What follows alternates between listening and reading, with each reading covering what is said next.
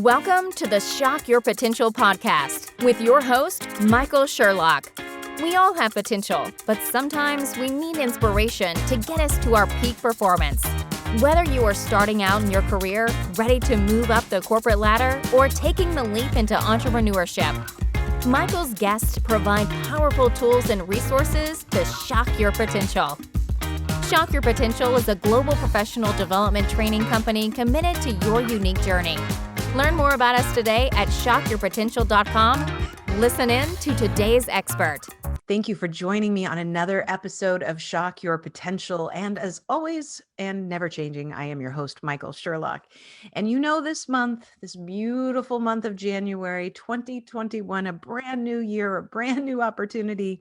And I want to make sure that all this month we are trying to not only embrace the new year and all it holds, but also remain very flexible in our mindset. And my guest today is absolutely perfect for this theme.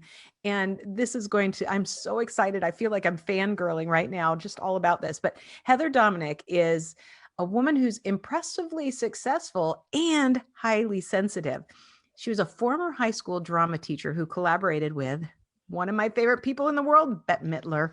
She's a graduate of NYU. She received her first coach training there as well. And she's the winner of 2015 Best Manhattan Coaching Award. And there's a lot of ands in this. Creator of the 2014 Stevie Award winning virtual event, and A Course in Business Miracles, and 21-day discovery series that attracted 6,000 registrants from all around the world, including some really fun countries that I still would like to travel to, like Iceland and Russia. But she's also appeared on Lifetime television and has been published in numerous books. Also along right side in the book Stepping Stones to Success alongside Deepak Chopra. I can never say his name right. Anyway, as long as I get her name right. So I cannot wait to pick her brain. And just so you guys all know, right before taping, I went onto her website because I was so excited to see what more that she had on there. And it invited me to take a test to see if I am sensitive as well. And so we'll reveal the results there. So Heather, thank you so much for joining me today. Thank you, Michael. I'm so looking forward to this conversation. I am too. I think it is just, I love what you do. I love what you try to do to unleash within people as well. So I only just gave the highlights. Tell us a little bit about who you are, a little more than that, and what your business is and how you help your clients to shock their potential. Yeah, sure. Absolutely. So I think probably what's most important to start with is that I serve people who are highly sensitive, and specifically people who are highly sensitive who desire to or are entrepreneurs and or leaders. So I think probably first it's, important to dive into like, what are we actually talking about when we say the words highly sensitive?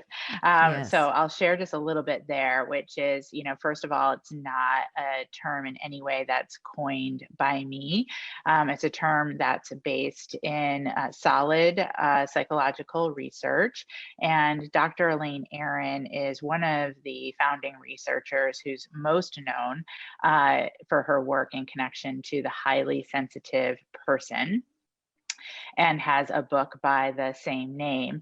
And basically what it means when you are a highly sensitive person is that your nervous system receives and reacts to stimulation at a much higher degree than someone who is not highly sensitive. So that can be anything from sight, sound, smells, energy, information. And what's also important about this is that you are born into the world highly sensitive. So I always like to say it's not something that your parents did to you, and you didn't pick it up on the playground, and it's not because of that funky drink that you had in college. It is literally, but that might not have helped a lot. So true. But it literally is how your nervous system is wired. And also what's important is that according to the research, there's 20% of us who are born into the world highly sensitive. So these factors set us up as highly sensitives to have a very different experience in the world than those who are not highly sensitive. I also like to say that the world is designed for the other 80%. Mm. And so what that can end up, what that can end up creating is a sense for those of us who are highly sensitive that there's something wrong with us, versus just we process the world because we process stimulation differently. So the work that I do supports those who are highly sensitive and being truly empowered as part of their highly sensitive nature, and how that is really available, the highly sensitive aspect of ourselves, to serve from a place of strength when it comes to something like entrepreneurialism or any other Mhm. type of leadership.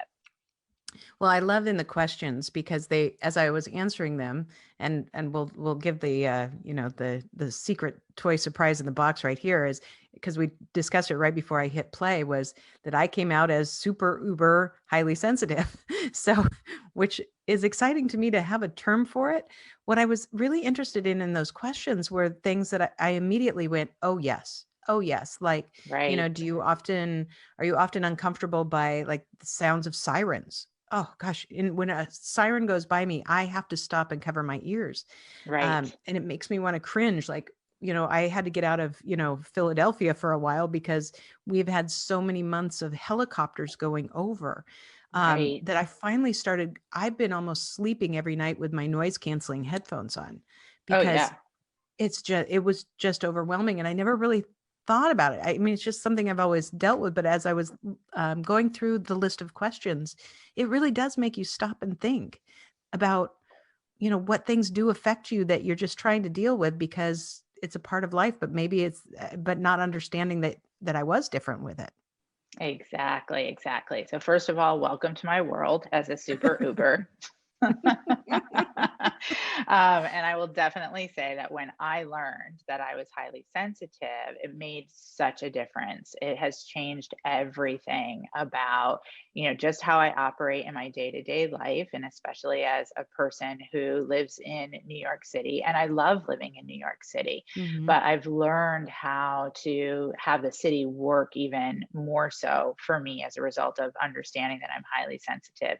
It's absolutely positively impacted my marriage, and it made all the difference for me in my business and professional life. And I think you really spoke to one of the keys, which is, oh, I thought this was something that I just had to deal with.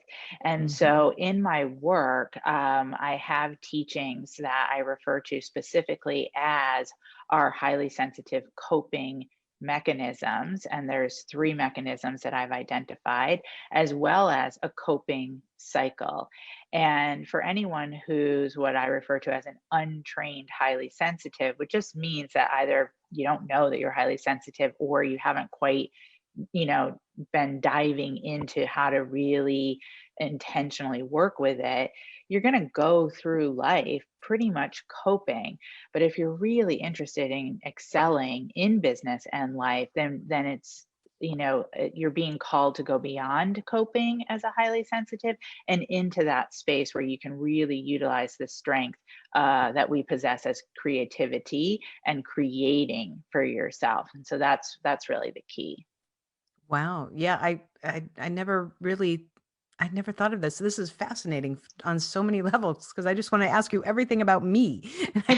But I'll make this about everybody else too. So when you work with somebody and like what are if we were having, a first session together, what are some of the ways that you would help me to at least, start to understand this a little bit more, or learn how to maybe embrace it and run into it rather than looking at these things as things I have to cope with? Yes, it's a great, great question. So, in our highly sensitive leadership training programs, we have different leadership tracks that you assess into when you begin the program. So, just depending on where you are in your highly sensitive journey and what will be most supportive for you. So, for example, we have like a visionary leadership track, we have marketing leadership track, we have an advanced marketing leadership track, we also have a self-care leadership track or a relationship leadership track. But whatever track you assess into, every track begins with what we refer to as our orientation trainings. And there's about 4 to 5 of those trainings. And those trainings really cover the foundation that you want to begin to work with for yourself to understand your nervous system. So, for example, the coping that I just Mhm. spoke about. So identifying which coping mechanism do you tend to default to, or do you default to the pushing coping mechanism, the hiding coping mechanism, or I like to say a combo platter coping mechanism? How do you respond to the coping cycle? And then also looking at what I've identified as the top 12 highly sensitive shadows versus top 12 highly sensitive strengths. And those are just some examples of the key pieces and places that you begin the journey.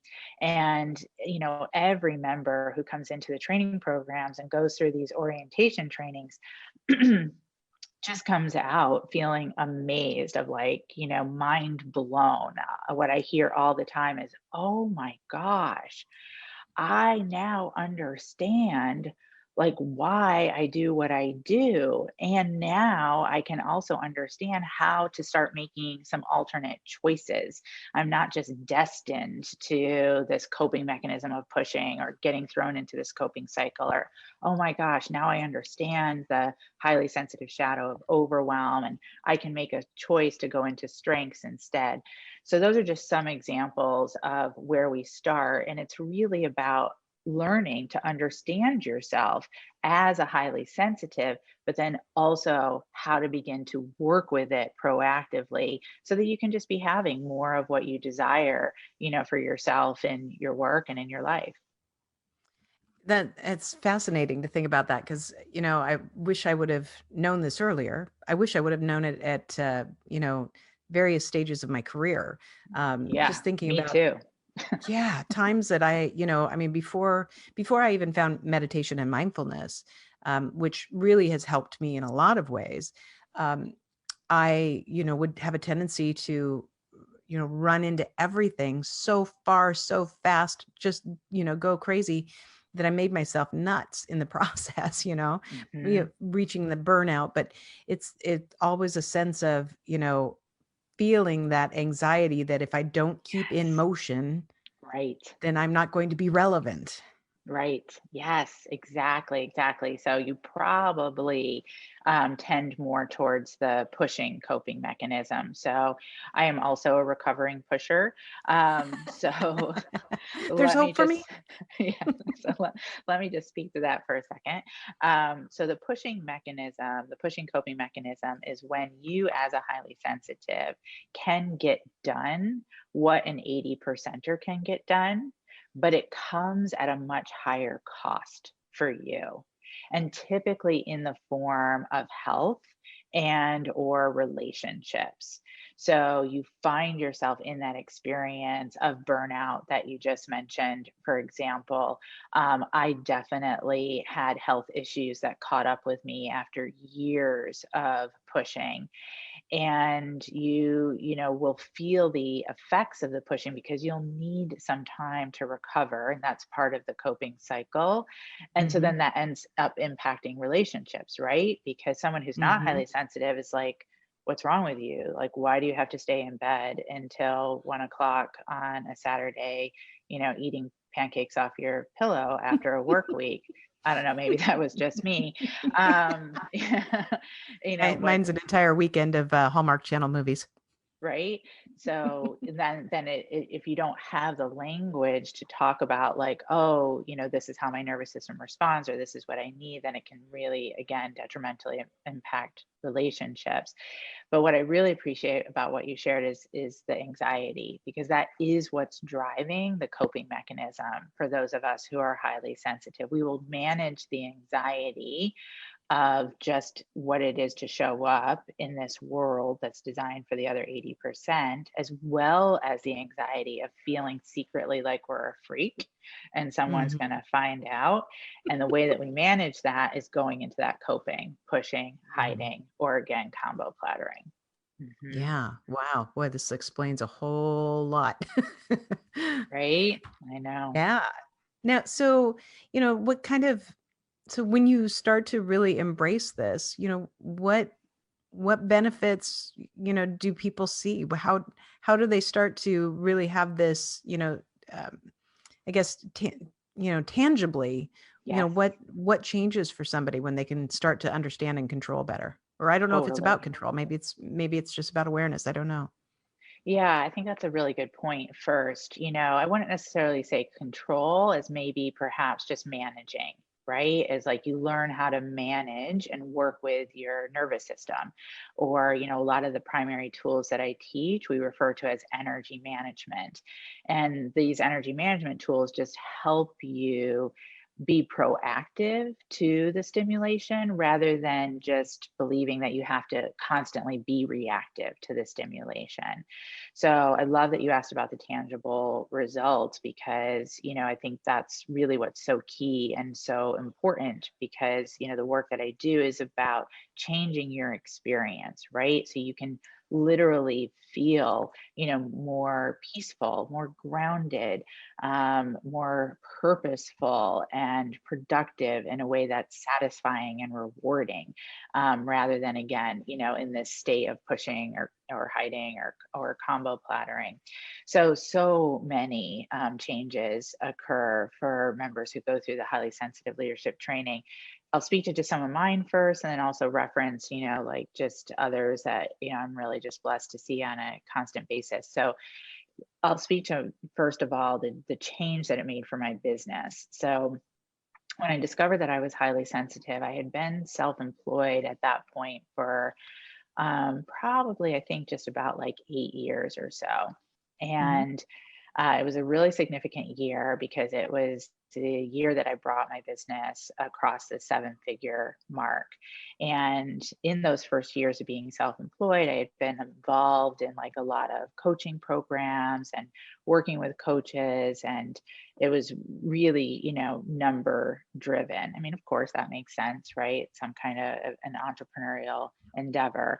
But it was really, I latched into that connection to, okay, like my worth is tied to what it is that I create from a Hmm. numbers perspective in my business.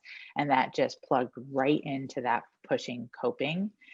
Oh yeah. And I created that outer success. But as I spoke about earlier, it came at a very, very high cost. I was absolutely overwhelmed. I was overexhausted. I was, really in like just not necessarily a good physical state. But also, ironically, like though on paper I had generated seven figures, I had my lowest net year that year. So Hmm. all of that really got my attention. Yeah. And I thought to myself, like, I cannot keep going like this. Like, if this is what it means to quote unquote, like, be successful as a person who's self employed, I'm not really sure I'm meant for this. And oh my gosh, if I'm not meant for this, then what the heck do I do? Um, so it was a real dark night of the soul. And through some deep, deep inquiry, I was led to Dr. Elaine Aaron and led to understand that I was highly sensitive. Excuse me. So once I learned that I was highly sensitive, excuse me, I started really understanding, oh, I need to go about everything differently. I Hmm. need to approach everything in my business from operations to marketing to selling in a way that works more with my nervous system and who I am. So I began this whole kind of redesign and reconfiguration of how I approached everything. And this is now so much of what I teach. And I was able to set up a different schedule for myself than 80 percenters. I was able to really make different marketing choices. I went about selling in an entire different way.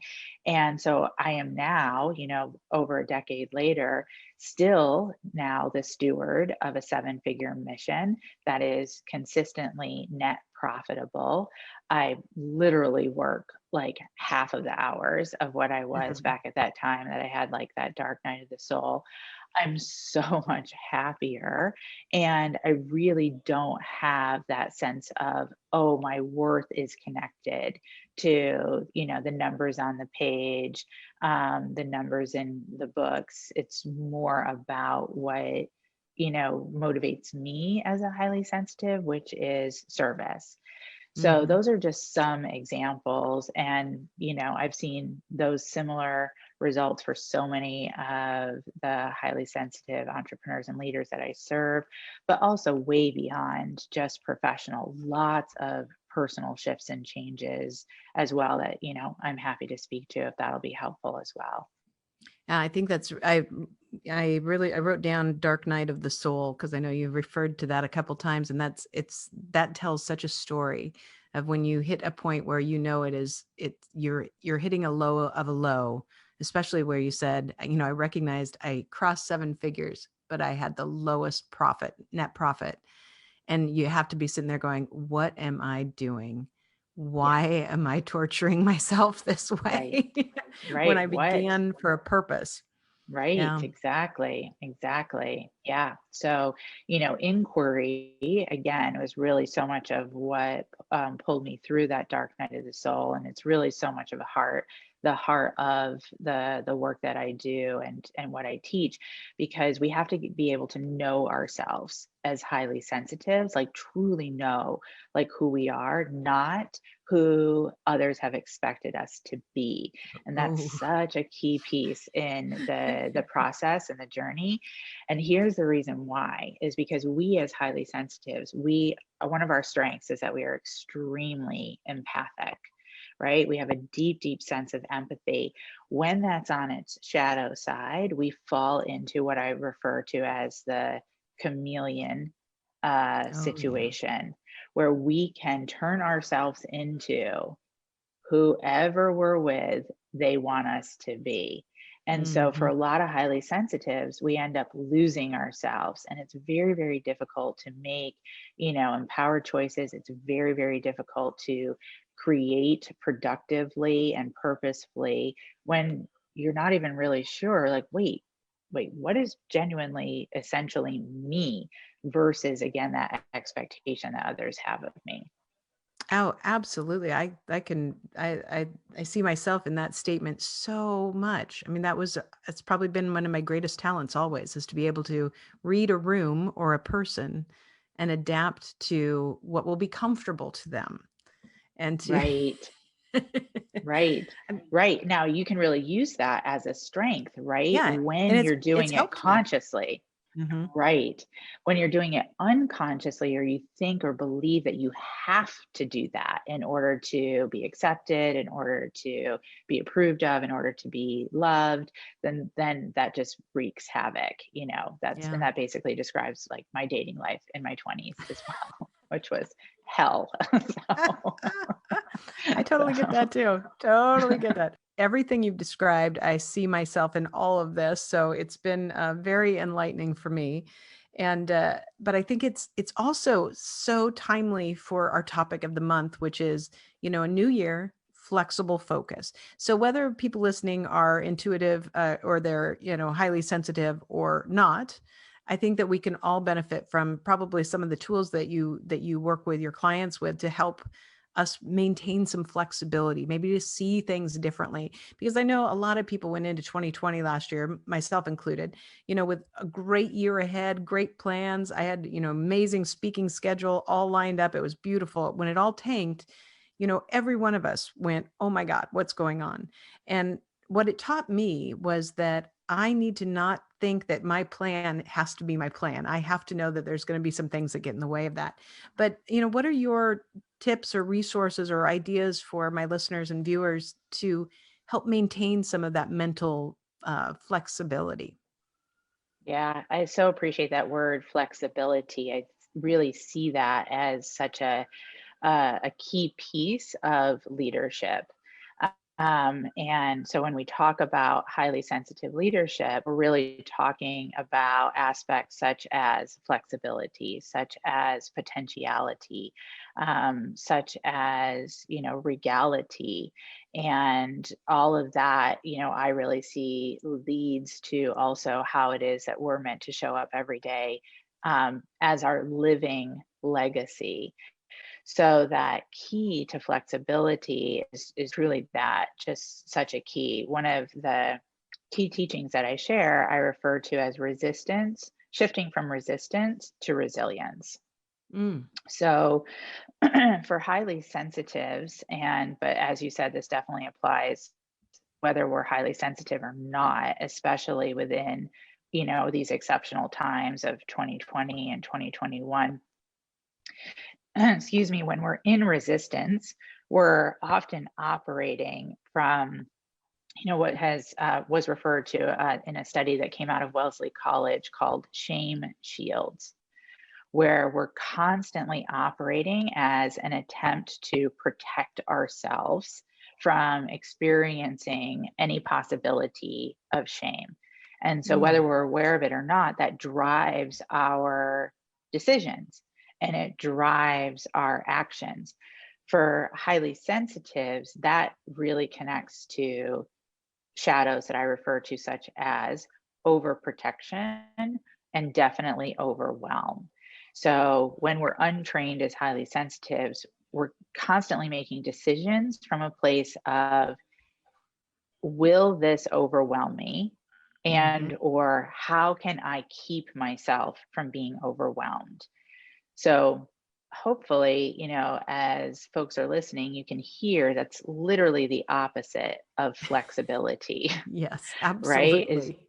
because you're just setting up, like, such a wall of attempted protection, versus when you learn to be in that flow of resilience. So for those of us who are highly sensitive, again, I teach tools that are about energy management, which is that you manage your energy ahead of anything that you might be doing, whether that might be just managing your energy for the day or managing your energy as part of preparing for a presentation or managing your energy as part of preparing for a difficult conversation. So Mm-hmm. there's an element of raising the bar of personal responsibility of how we show up before, not just how we react or respond to. And I've found that's such a key piece, that then when the thing happens, whatever the thing might be, whether it's personally or professionally, maybe it's something in your family with a spouse, child, or professionally, a conversation with a vendor, or needing to do a pivot plan like so many of us have had to do, and it sounds like you had to do for yourself. The Mm-hmm. muscle has been built. So it's not, oh my gosh, this thing is happening to me, I have to retreat, figure it out, Mm-hmm. and then show up. But there's more of that immediate call upon a well of resilience to go into, for those of us who are highly sensitive, accessing our strengths, such as the creativity, which Right. allows access to creative solutions in more so in the moment, versus again falling prey to that overwhelm.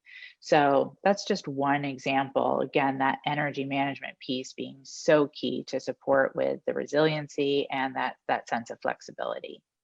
I think that makes so much sense, and it tells me a few things about myself too. I've always, my entire life, before a performance, so whether or not it's now speaking on a stage, or when I was in high school and college and I was singing, or in drama, or had to get up and give a speech in class, I always take, I call it my walk.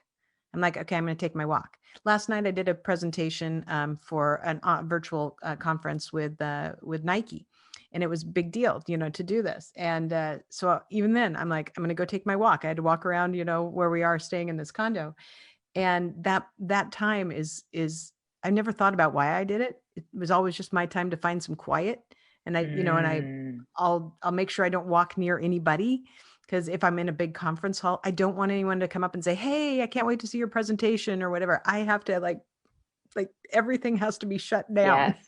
Yes. Yeah. Yeah. So that's part of your way of Mm-hmm. managing your energy and Mm-hmm. preparing.